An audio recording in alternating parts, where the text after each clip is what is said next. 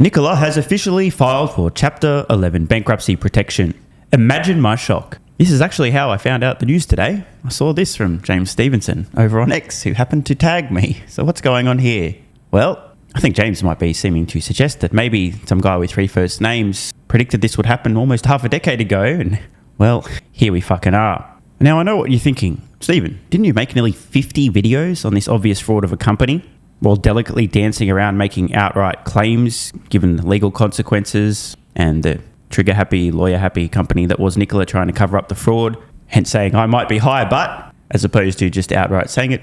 Didn't you almost derail your Tesla content specifically for a period of a few months there, just desperately trying to warn all the retarded people who were falling for this 92 IQ narcs false claims, lies? You might be wondering to yourself right now, as I gently scroll through these almost literally 50 videos where I attempted to warn people, you might be wondering, Stephen, do you ever get tired of being right? And I can confirm, as of today, no, not even slightly. Let's just run through a few of these, okay? I want to go from the beginning. We won't read them all, but just a couple of things, right?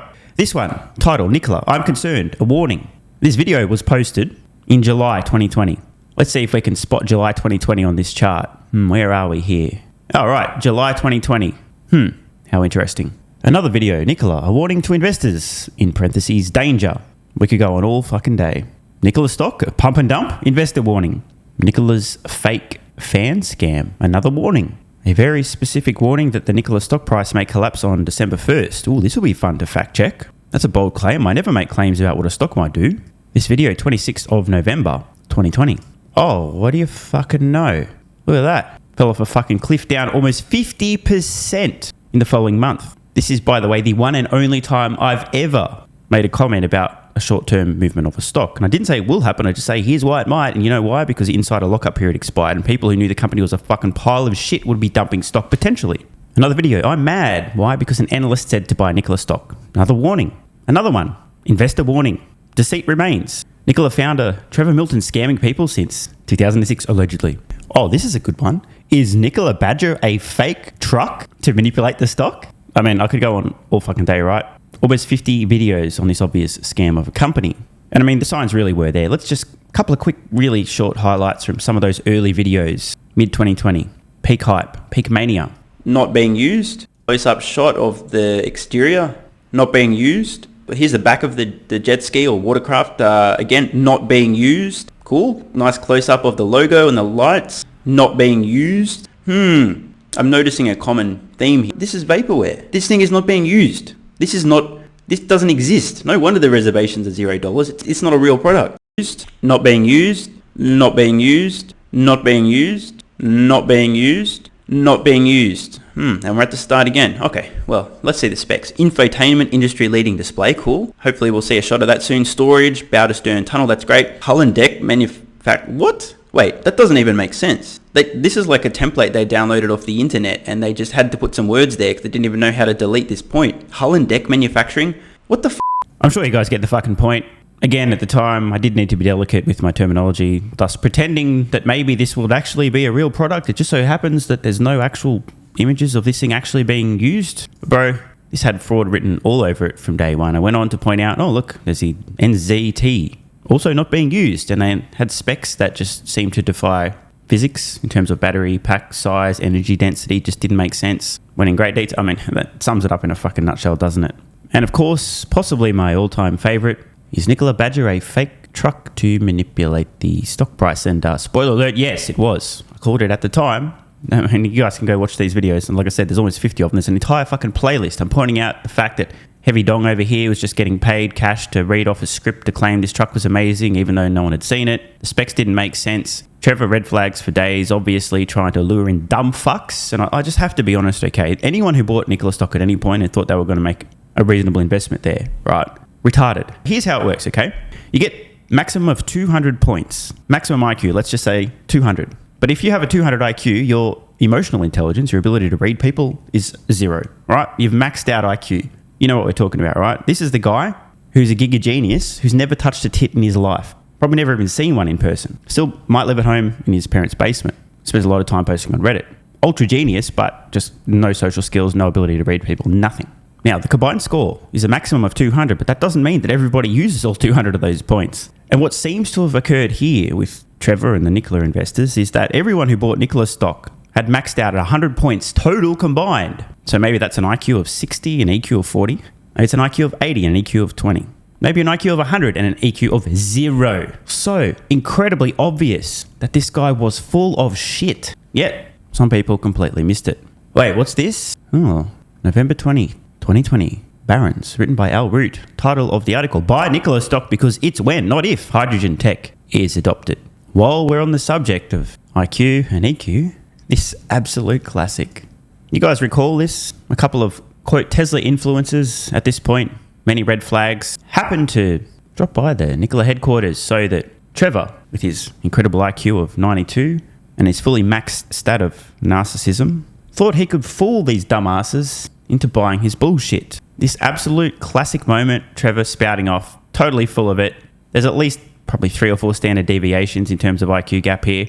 Whole Mars just low-key, looking to the camera. His face says that everything, this guy's retarded, he's full of shit. He doesn't even realize that I know he's full of shit. Look at this, it's amazing. Absolutely glorious. Someone should frame this fucking picture. All-time classic. And just to be clear, it wasn't just me. In fact, anybody with a fucking functional brain who was listening to what Trevor was saying saw the red flags. The grift was so obvious. Here's a post I made July 10th, 2020. Then we'll get to some other comments from other people. I wrote Nikola red flags thread. I'll start. CEO sells $70 million of shares and buys Colorado's most expensive piece of real estate before the company has sold a single product. Then steps down as CEO. August 11th, 2020. Breaking. Nikola has developed a new real CGI product that will collect its stock in the future. Oh, hashtag garbage truck. I get it, because he was referring to the CGI picture of a garbage truck, and garbage trucks collect garbage, and I think he was suggesting that Nikola stock is garbage, and the garbage truck that they weren't actually going to really make was going to collect the garbage stock, because that's what a garbage truck does. It collects garbage. Oh, wow, that's pretty smart. It's clever. I might follow this guy. How do I... Oh, wait, that's me. Oh. And what's this? From September 13th, 2020. Oh, after the Hindenburg report exposed a bunch of fraud. How Trevor and Nikola respond to Hindenburg's allegations is another large-scale IQ test. Good luck. Oh, wait, is he suggesting that when the company responds to this gigantic short sellers report full of obvious signs of fraud, misleading, deception, etc., that's going to be another IQ test for the dumb fucks who own Nikola stock, who will either cope and go, oh, see, they addressed all the allegations, or, oh, wait, they didn't actually. Oh, geez, that's bad. And what's this? Oh, the actual response that occurred. Okay, so the following day, they actually did respond, and this guy posts a caption on the response. Empty, hollow, and incriminating all at the same time. RIP Nikola stock, this is the beginning of the end. All the way back in September 2020. And on September 15th, after the short sellers report came out, and after Nikola's hollow, incriminating response, he posts this. Not sure how to say this politely, so I won't. Whoever is buying Nikola stock right now is failing an intelligence test. It's incredible. Sheep to the slaughter. I don't say this lightly. I regularly attack ideas, not people, but these fools are legitimate morons. It's incredible. Later that same month, September 30th, Nikola stock now half of the IPO price, and it's marching towards 0. And he seems to be referencing the intelligence bell curve in this post. I wonder what he meant by that. October 1st, Nikola sending takedowns to YouTubers to scrub the web of evidence of their real truck. Seems legit. Now, for those who don't recall what happened, Nikola got busted essentially rolling a truck down a hill, pretending it was moving under its own propulsion. This got exposed. And then Nikola, the company, began sending takedown requests, e.g. you've used copyrighted material that you're not entitled to use, for every YouTuber who featured any of this content. And you can do this from a centralized location. YouTube can detect the content anywhere, so you don't have to manually go look for it. You go, oh, there's that fucking video. You upload it once and you go rip it all down. Guess what? The guy you're hearing from right now was 400,000 steps ahead and intentionally didn't use any of their content to avoid this happening to his content. This was a huge red flag. Why would the company be issuing illegitimate copyright strikes and takedown requests to legitimate fair use of one of their promotional videos? I mean, obvious signs are obvious here. This was a huge attempted cover-up of an obvious fraud. October 16th, 2020, Trevor said he'd out Elon. Instead, he out Elizabeth. I wonder what that means. He's not referring to Elizabeth Warren. No, he's referring to, Elizabeth Holmes. My two favourite Elizabeths. And this, November 10th, with a caption, red flag, nothing to see here, move along. Out of $117 million in operating expenses, 44% were stock-based compensation. Wow. Imagine being a company and 44% of your operating expenses are stock-based compensation. You haven't even fucking delivered a product yet. Wow. And then There was this from Elon Musk, which, by the way, didn't actually have anything to do with Nikola particularly. He just said that, I thought 1999 was peak insanity, but 2021 is 1,000% more insane. This was in reference to a Bloomberg article pointing out that the electric truck company Rivian filed for an IPO and was seeking a roughly $80 billion valuation. Three First Names guy responds, ahem, with this image. Seems to be an intelligence bell curve once again, recurring theme here. 1999, crazy. 2021, even crazier and dumber. And Nikola's valuation, completely fucking retarded. I think that's what he meant with this. Elon Bad responds, pretty much. In just a sec, we're going to watch a clip from Jason Calacanis, who allowed Trevor Meltdown Milton to self-immolate on his podcast, one of the greatest all-time interviews with an obvious con man. Jason just asked a few questions and let Trevor just completely implode. And much like Omar Holmar's, that image we saw earlier with the big smirk, right, the massive IQ gap, Trevor had no idea what was happening during this interview. He thought he was pulling the wool over everyone's eyes, and Jason's just like, obviously Jason's not saying this out loud, but in his head he's thinking, this guy's fucking retarded, bro. What is he doing? Truly an all-time classic. But Jason posted this, September 2020, as a little bit of a follow-up after these allegations of fraud had come out, and I think he might have nailed this insight. Emergency pod, an emergency pod. We're back. All right, sorry to blow your eardrums out, people, but I got myself a megaphone. I started the show out like I normally do. Hey, everybody. Another episode of This Week in Startups. I always like to ask the founder, hey, what are you working on? Tell me about company name and your mission. Or I'll ask them, hey, how did you come up with the idea?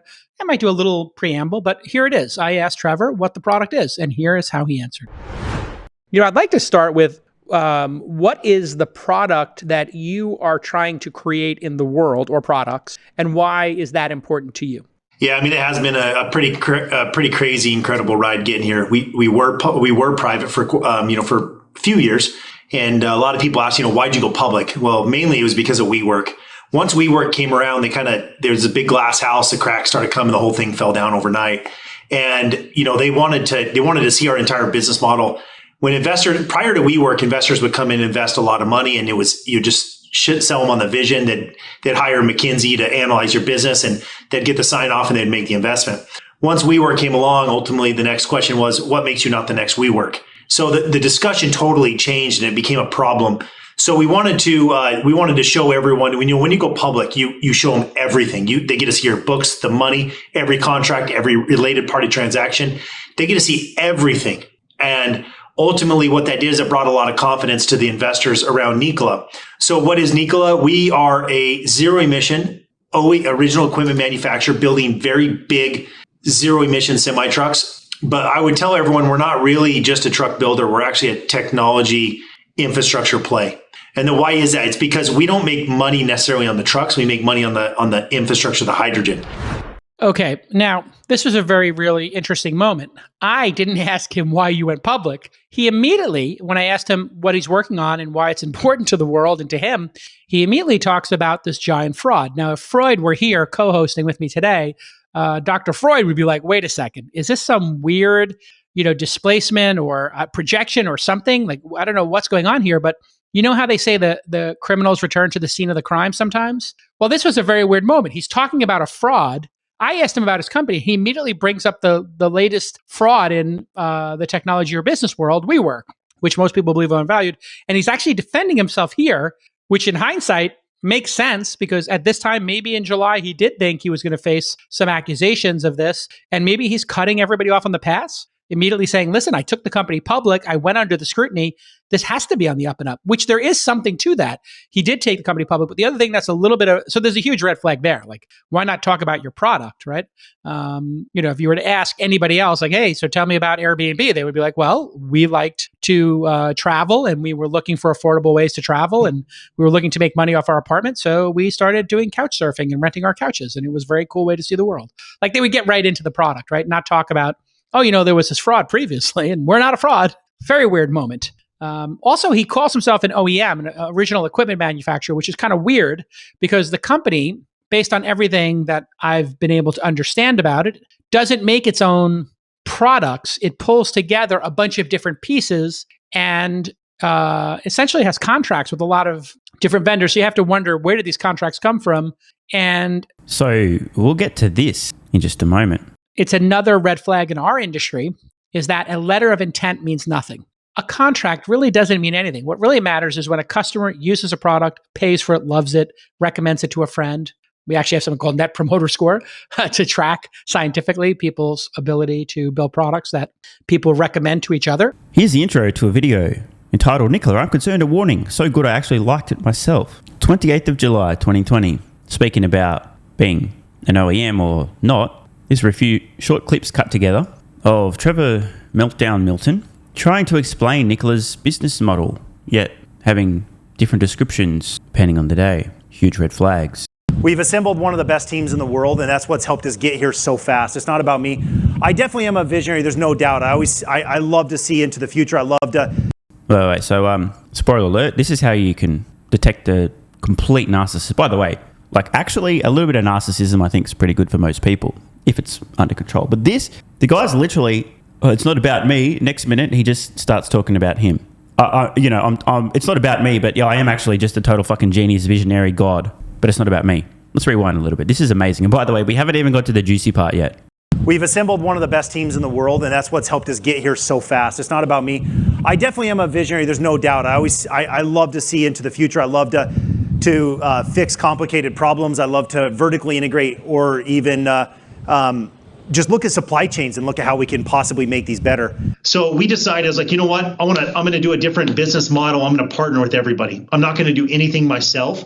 I'm going to partner with everyone. Why does the company have such a good name? Why do we have so many people rallying behind us? It's because we're the only group that's really thought out the entire process, vertically integrated from beginning to end, where there's very little risk in our model now. So rather than us, where we don't have any factory experience, we're getting the best of the best to come in and actually do it for us.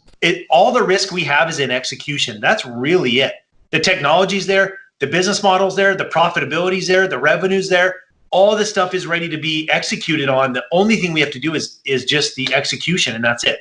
I'm going to partner with everybody. I'm not going to do anything myself. It's because we're the only group that's really thought out the entire process, vertically integrated from beginning to end. I'm going to partner with everybody. I'm not going to do anything myself. It's vertically integrated from beginning to end. I'm going to partner with everybody. I'm not going to do anything myself. And that, ladies and gentlemen, I believe is the short clip that somebody reposted on formerly Twitter, which happened to find its way to Trevor Meltdown Milton himself. As a result, Trevor called me a bottom feeder, suggested I go clean a beach, and then both Trevor's personal account and the official Nikola account blocked me. I'd never tagged the guy. I mean, I had no interest in beefing with a retard. Why would I waste my time doing that? But I was trying to raise the red flags for other people. Zero direct interaction between us. Why would the official account of a company block me at the same time the founder of the company blocks me for cutting together clips of the founder of the company describing the business model? I mean, this is straight up cult behavior. I mean, they say a picture is worth 1,000 words. By the way, we miss you, Rob. Sometimes a still frame from a video is also worth 1,000 words. Holy fuck. Anyway, almost half a decade later, finally time to put this one to bed. I told you motherfuckers this company was doomed. They were committing obvious fraud. Everyone buying the stock was retarded, and I meant that at the time. I didn't say that to be mean. I said that because it's true, and I hope that in insulting these people so viciously, they might get so mad because I called them fucking retarded for buying Nikola stock. I'll prove this prick wrong. Let me prove why I'm not a retard for buying Nikola stock. I'll do some research. Oh, wait. Oh, nothing he says makes sense. Maybe I'm a retard. And I did actually save a few people. I read in some of the comments. Not many though, let's be honest, but enough. It was worth it. Now, I'm only revisiting this content today just to tie up this loose end. One of the many binary predictions I've made. Nikola's committing fraud, and everyone buying the stock's a moron, and importantly, the big one, the company's going bankrupt almost half a decade later. I am so incredibly shocked not. Obviously, my prediction that Nikola would go bankrupt was just a lucky guess, like my final US presidential election prediction, which I suggested that Trump would win by a landslide and win the popular vote and win all swing states, and it would be a crushing, overwhelming victory. Spoiler alert, nailed that too. Doesn't mean I'm always going to be right, although I am always going to be pretty confident. But so far, my track record of not estimates, but predictions, there is an important distinction. A prediction, basically it's a binary outcome, right? X will happen, or X won't happen. That's a prediction. An estimate, so it's a rough guess almost, attempt to judge a quantity or a value or something, right? Like estimating how many vehicles a company might produce, but right, that stuff. Whereas Nikola going bankrupt, that's a pretty easy one. But like I said, this obviously was just a lucky guess. So if in the future I ever have any extremely high confidence predictions, you can be all but certain I'm going to be completely wrong about those. My track record is terrible. Anyway, I'm done jerking myself off for calling this one. We're done with Nikola.